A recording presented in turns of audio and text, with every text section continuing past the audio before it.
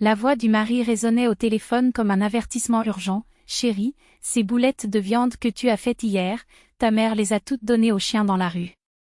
Demande à quitter le travail maintenant et rentre vite à la maison, tout le monde ici meurt de faim. » En arrière-plan, Aline entendait des bruits de plats qui claquaient et des voix qui se chevauchaient. Elle n'avait pas besoin de le voir pour le savoir, la famille de son mari était arrivée sans prévenir, comme toujours. Et cette fois, elle n'allait pas lâcher prise. Son cœur s'accéléra lorsqu'elle remarqua le ton d'urgence dans sa voix. Ce n'était pas une demande, c'était un ordre déguisé en désespoir. Mais Aline connaissait déjà bien ce jeu.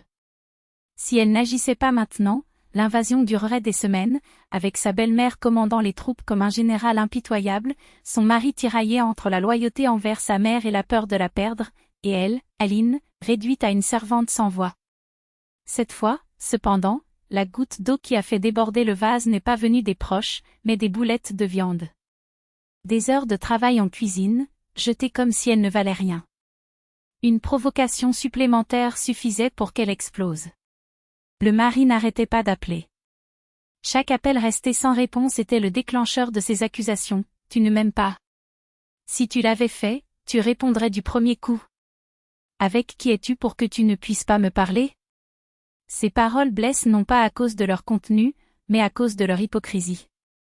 Pendant qu'il criait au téléphone, sa belle-mère a détruit sa nourriture et toute la famille a emménagé dans sa maison comme s'il s'agissait d'un hôtel 5 étoiles.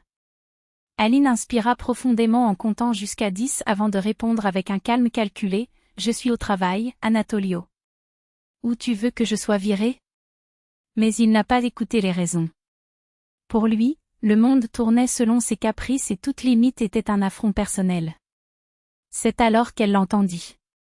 Un bruit en arrière-plan, une voix familière, celle de la belle-mère. Quelque chose dans son intonation glaça Aline jusqu'au cœur. Ce n'était pas seulement une visite. C'était une déclaration de guerre. Et elle n'allait pas reculer. D'une main ferme, il composa le numéro de sa mère. « Maman, j'ai besoin de toi. Appelle grand-mère aussi. Aujourd'hui, nous allons donner une leçon que cette famille n'oubliera jamais. » La maison se transformait déjà en cirque, beau-frère, oncle, neveu, chien, tous parlaient en même temps, se battaient pour l'espace, mangeaient tout ce qu'ils voyaient. Le mari, perdu dans le chaos, n'a même pas remarqué le regard déterminé d'Aline lorsqu'elle est entrée accompagnée des deux femmes qui comptaient vraiment. La belle-mère essaya de les suivre dans la cuisine, mais la porte se referma au nez avec un clic sec. Pendant près d'une heure, personne n'a osé s'approcher.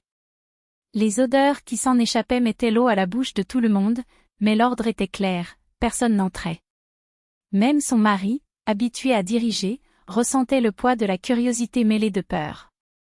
Que faisaient ces trois-là? Lorsque la mère d'Aline ouvre enfin la porte, le silence dans la pièce est instantané. Vous pouvez servir. La nourriture est prête. Les plats étaient distribués, boulettes de viande dorée, purée crémeuse, le tout à l'arôme irrésistible. La famille de son mari a plongé la tête la première, dévorant chaque bouchée comme si c'était leur dernier repas. La belle-mère, entre une bouchée et l'autre, ne pouvait résister. Et, Aline, maintenant. Pourquoi tu ne fais pas comme ça tout le temps? Ou juste quand je suis là pour t'apprendre? C'était la déception qu'elle recherchait. Aline sourit, échangea un regard complice avec sa mère et sa grand-mère, puis lâche la bombe, « Ah mais c'est un secret de famille, grand-mère. La recette n'est donnée qu'aux femmes de notre maison. Aujourd'hui, on a eu pitié de toi, alors on a utilisé les restes d'ingrédients, la croquette pour chien et ce pâté que tu as jeté hier. Mélangé avec un peu de farine, c'est effectivement délicieux, tu ne trouves pas ?» La fourchette de la belle-mère tomba dans l'assiette avec un claquement. Le mari s'étouffa. Les beaux-frères arrêtèrent de mâcher, les yeux écarquillés. Pendant une seconde, le monde s'est arrêté. Puis, comme une chorale répétée, toute la famille se leva de table, certains courant vers la salle de bain, d'autres jurant dans leur barbe. Seule la grand-mère d'Aline, avec son sourire malicieux, se servit d'une autre portion. « Tu ne vas pas le gaspiller, n'est-ce pas, ma fille? Après tout, c'est toi qui l'as fait. » Aline se rassit sur sa chaise, satisfaite. Ce n'était pas une vengeance. C'était la justice. Et cette fois, la leçon avait été bien retenue, celui qui joue avec le feu se brûle les doigts. Et dans leur cas, l'estomac. Aline se leva de sa chaise, posant ses mains sur la table avec une lenteur calculée. Elle se pencha en avant jusqu'à ce que son visage soit à quelques centimètres de celui de sa belle-mère, ses yeux brillant d'un mélange de dédain et de triomphe. « Écoute, murmura-t-il, chaque syllabe dégoulinant d'un doux venin, tu cries « haute cuisine », mais tu avales de la nourriture en conserve comme des chiens des rues. Tu réalises juste que je ne plaisantais pas ? Le silence qui suivit fut perçant. La belle-mère mit sa main sur sa bouche, comme si le goût des paroles d'Aline était pire que celui des Colota. « Comment oses-tu » explosa-t-il, la voix tremblante d'indignation. « Tu nous as vraiment servi, ça ? À quoi penses-tu, femme ?» La belle-sœur, déjà verte de nausée, saisit le bras de son mari. « Tolia, ta femme est devenue folle. Elle a voulu nous empoisonner. » Aline laissa échapper un petit rire presque musical. « Poison ? S'il te plaît.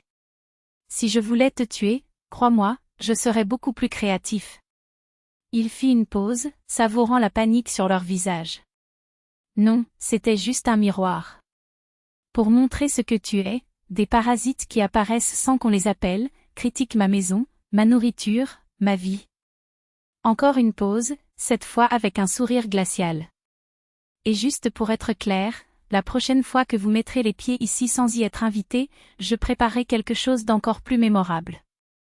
Et je continuerai à le faire jusqu'à ce que vous compreniez, une fois pour toutes, que vous n'êtes pas le bienvenu. » Elle s'apprêtait à lui montrer la porte quand la voix de son mari déchira l'air, pleine de fureur contenue. « Aline, qu'est-ce que c'était ?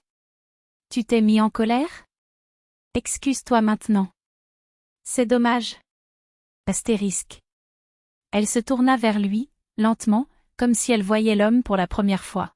« Je pensais que tu étais plus intelligent, » dit-il en secouant la tête avec une véritable déception.